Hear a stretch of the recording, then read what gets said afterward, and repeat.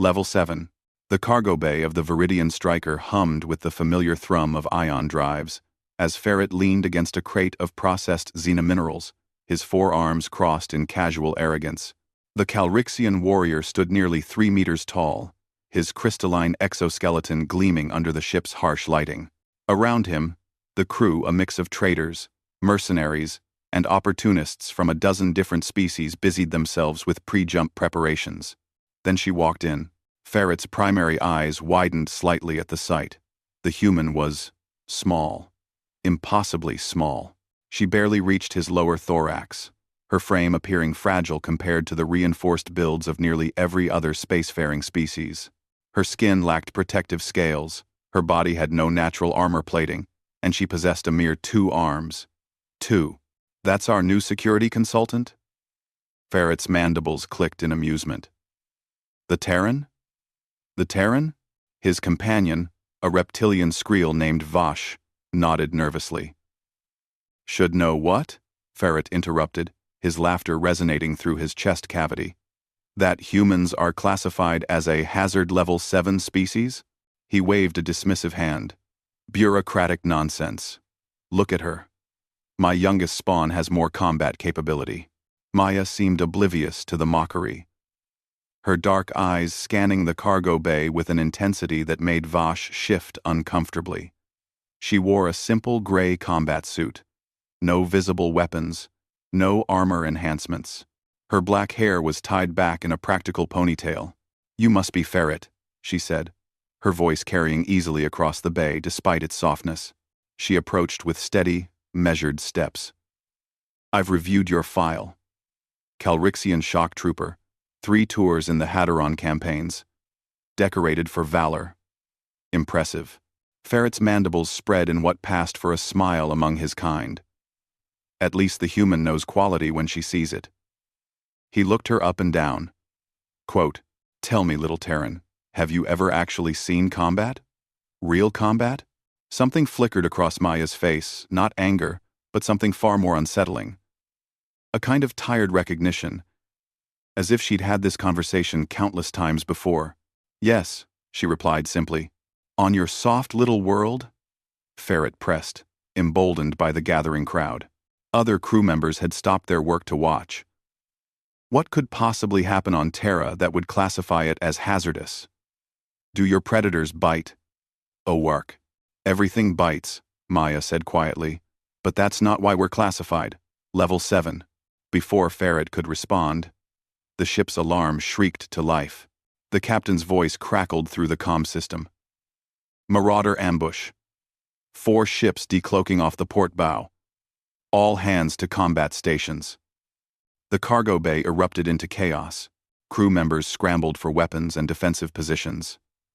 Through the reinforced viewport, Ferret could see the dark silhouettes of raider vessels closing in, their weapon arrays already glowing with charged plasma. The first impact rocked the ship violently. Emergency lighting bathed everything in red. Another hit, and Ferret heard the distinctive hiss of a hull breach somewhere aft. Then came the sound every spacer dreaded, the metallic clang of boarding clamps attaching to the hull. They're coming through the starboard airlock, someone screamed. Ferret grabbed his plasma lance, all 4 arms moving with practiced efficiency. Around him, the crew formed a defensive perimeter. The airlock door groaned under external pressure, then exploded inward. Smoke filled the bay. Through the haze came the boarders' Kresh pirates, their cybernetically enhanced bodies bristling with weapons. 15 of them, maybe 20. Each one a battle-hardened killer, modified beyond standard biological limitations. The crew opened fire. But the Kresh were fast, their enhanced reflexes allowing them to dodge and weave through the plasma bolts. 2 crew members fell in the first exchange. Then, 3 more. Ferret roared his war cry and charged, his lance crackling with energy. He caught one Kresh in the chest, the pirate's shields flaring before collapsing. But there were too many.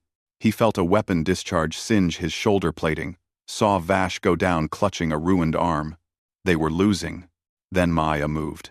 Ferret had been in enough battles to recognize a trained fighter by their movement alone. Maya didn't run, she flowed. Her body seemed to anticipate the chaos around her, slipping through the crossfire as if she could see it coming. She had no weapons. Yet somehow she'd closed the distance to the nearest creche before anyone realized she'd moved. What happened next defied everything Ferret thought he understood about combat dynamics. Maya's hand struck the creche's throat, not a slap, but a precise, devastating blow that collapsed the pirate's reinforced trachea.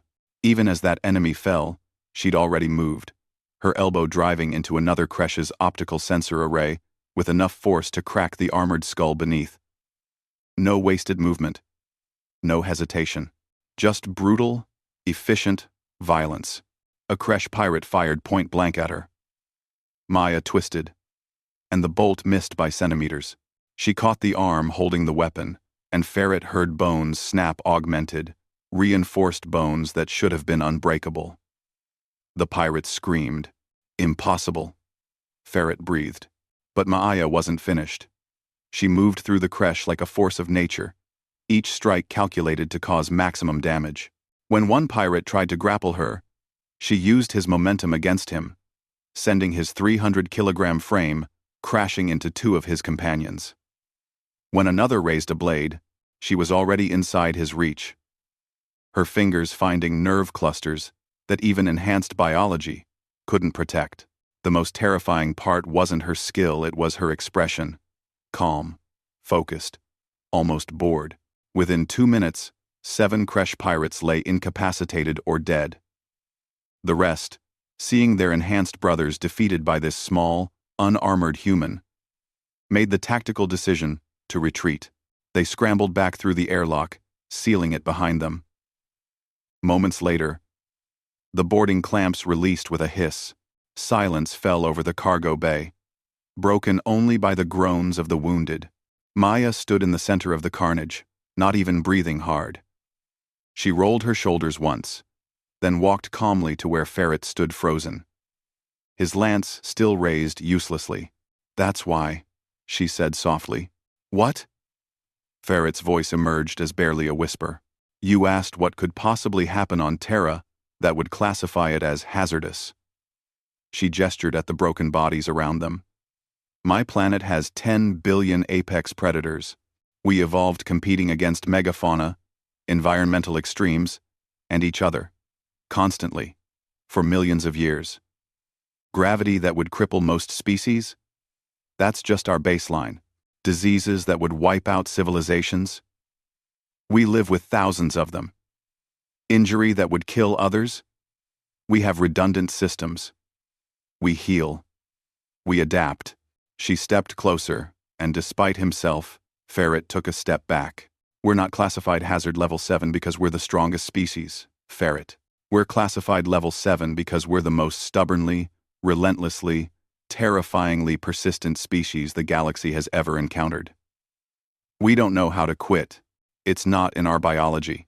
Maya placed a hand on one of his lower arms, a touch that should have been comforting but instead sent ice through Ferret's circulatory system. "We call it the human spirit," she said. "The rest of the galaxy calls it a survival mechanism that evolved on a death world. Either way," she smiled, and it didn't quite reach her eyes. "Now you know why they laugh when someone asks why Terra is hazardous." She walked away to help with the wounded, leaving Ferret standing among the defeated creche pirates, finally understanding why the bureaucrats had been right all along. The tiny Earth girl wasn't the anomaly. The fact that she'd survived her homeworld long enough to leave it? That was the real miracle. And the galaxy, Ferret realized with growing unease, was only just beginning to understand what humanity's arrival truly meant.